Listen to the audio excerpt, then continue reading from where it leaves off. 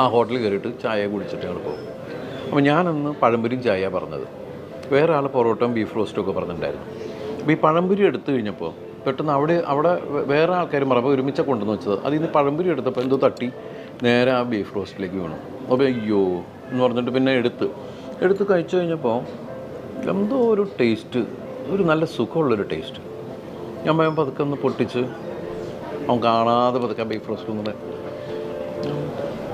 കൊള്ളാലോ ഇത്. നമ്മൾ എടാ ഇത് ഒന്ന് ടേസ്റ്റ് ചെയ്ത് നോക്കിയേ, പഴംപൊരിയും ബീഫ് റോസ്റ്റും. പഴംപൊരിയും ബീഫ് റോസ്റ്റാണ്, ഇത് പ്രാന്താണ് എന്നൊക്കെ പറഞ്ഞിട്ട് എന്നെ കളിയാക്കും. അറിയില്ലടാ നല്ല സ്വാതന്ത്ര്യം. നോക്കിയപ്പോൾ എല്ലാവർക്കും അത് ഇഷ്ടമായി, പഴംപൊരിയും ബീഫ് റോസ്റ്റും.